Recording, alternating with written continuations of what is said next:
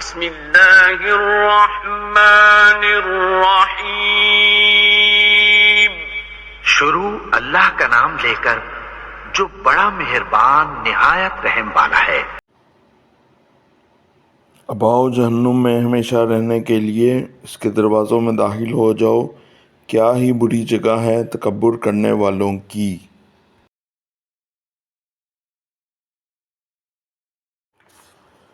السلام علیکم ناظرین و حاضرین، میں ایک اور آیت کے ترجمے کے ساتھ آیا ہوں۔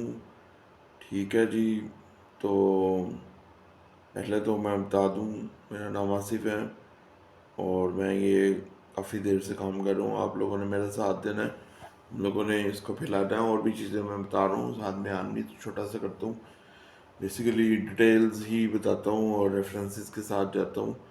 تو اب جو دوسری صورت ہے یہ سورۃ المومنین ہے، سورۃ المومن ہے، سورت نمبر 40 ہے قرآن کی ترتیب کے لحاظ سے، اور جو آج جس کی آیت ہم بتائیں گے یہ آیت نمبر 76 ہے۔ اس آیت میں تکبر والوں کے لیے بتایا گیا ہے کہ سیدھا جہنمی ان کا سفر ہے، تو غرور و تکبر سے بچا جائے۔ ٹھیک ہے، اس کے ترجمے پہ چلتے ہیں سیدھا سیدھا۔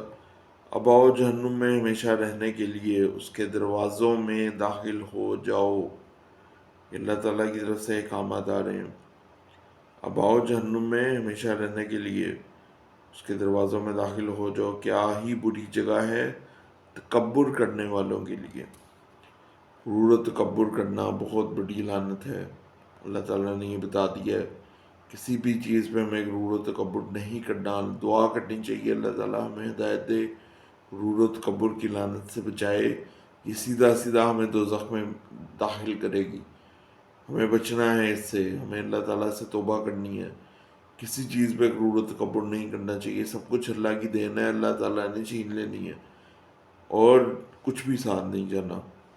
تو یہ ترجمہ تھا، اللہ تعالیٰ ہم سب کو ہدایت کے راستے پہ لے کے جائے، ہمیں دعا کرنی چاہیے اللہ تعالیٰ ہمیں ہدایت دے، اور یہ دعائیں قبول ہوتی ہیں، میں آپ کو بتاؤں اللہ تعالیٰ ہر وقت تیار ہے دعائیں قبول کرنے کے لیے۔ کچھ لوگ ہوتے ہیں نماز پڑھتے ہیں دعا بالکل نہیں کرتے، اور دعا ایک عبادت ہے، دعا کرنا بھی، دعا کرنے کا طریقہ سلیقہ یہ اللہ تعالیٰ سے مانگنا چاہیے، اللہ تعالیٰ سکھا دیتا ہے اور یہ آنا چاہیے۔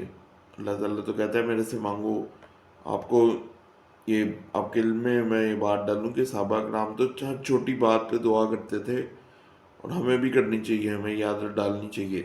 اللہ ہم سب کا حامی و ناصر ہو، ہم سب کو اپنے حفظ و امان میں رکھے اور شیطانی وسوسوں سے بچائے، زیادہ سے زیادہ استغفر اللہ پڑھیں۔ اللہ تعالیٰ سب کچھ دینے والا ہے، اللہ تعالیٰ رزق حلال روزگار دے گا، سب کچھ دے گا، شارٹ کٹس پہ نہیں جانا۔ ٹھیک ہے، اس کے ساتھ ہی اللہ حافظ۔